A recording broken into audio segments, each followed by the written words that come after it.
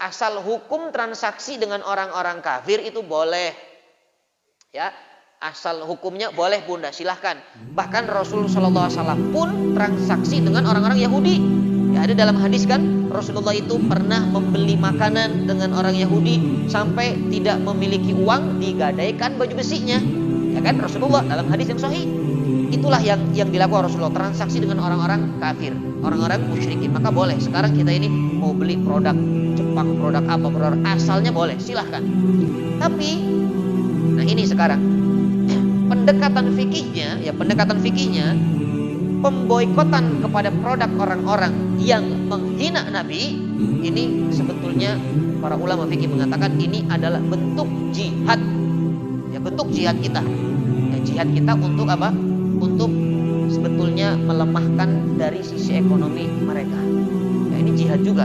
Jadi jihad itu jangan cuma diartikan perang. Kadang-kadang ada orang yang mengatakan jihad itu perang, jihad itu perang.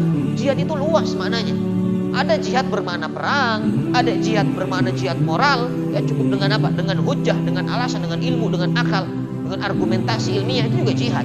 Makanya termasuk ketika kita melakukan pemboikotan terhadap orang-orang kafir, ya, apalagi produk-produk Prancis itu yang sedang viral hari ini, itu adalah bentuk jihad kita melawan orang kafir. Karena apa? Memberi efek jerah kepada mereka dari bidang perekonomian. Bahkan beberapa hari kemarin, ya, banyak kabar saham Prancis itu sudah mulai apa?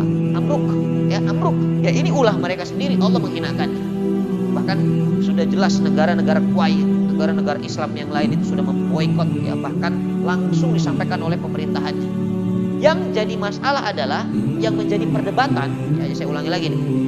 Hukum melakukan pemboikotan itu sepakat semuanya boleh, asalnya boleh. Tapi yang menjadi perdebatan, ya, di kalangan para ulama hari ini, apakah mereka harus menunggu keputusan pemerintah?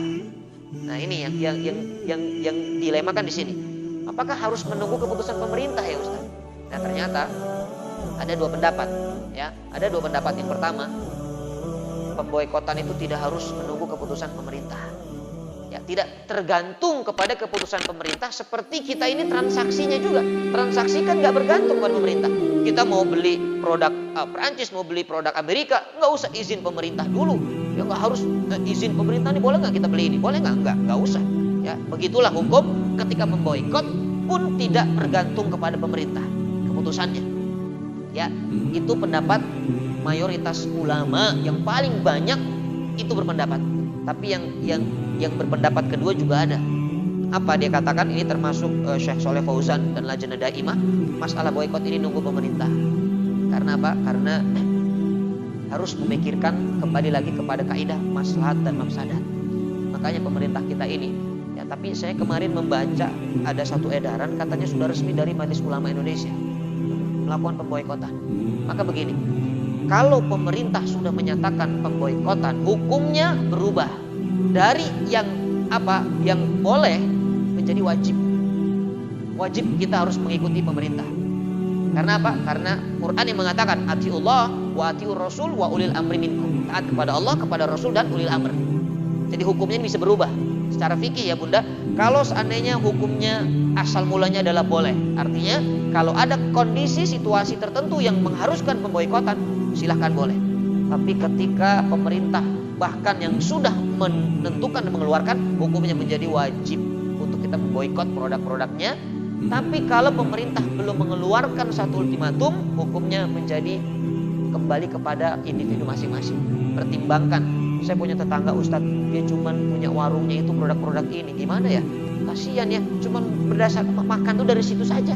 Ya, kalau kita boikot bagaimana? Maka kembali kepada maslahat dan mafsadatnya. Kira-kira ini efeknya lebih berat enggak kalau kita ini boikot? Atau ya tidak ada efek, tidak ada masalah. Jadi itulah cara mengambil daripada hukum yang ada. Begitupun kalau pemerintah melarangnya, jangan boikot, karena pemerintah biasanya memiliki pertimbangan besar. Ya kalau seandainya produk ini diboikot, maka mungkin hubungan kerjasama ekonominya akan berpengaruh. Maka hukumnya pun menjadi tidak boleh kita memboikot. Nah, itu kembali kepada apa? Aturan atau kekuatan daripada seorang waliul amr.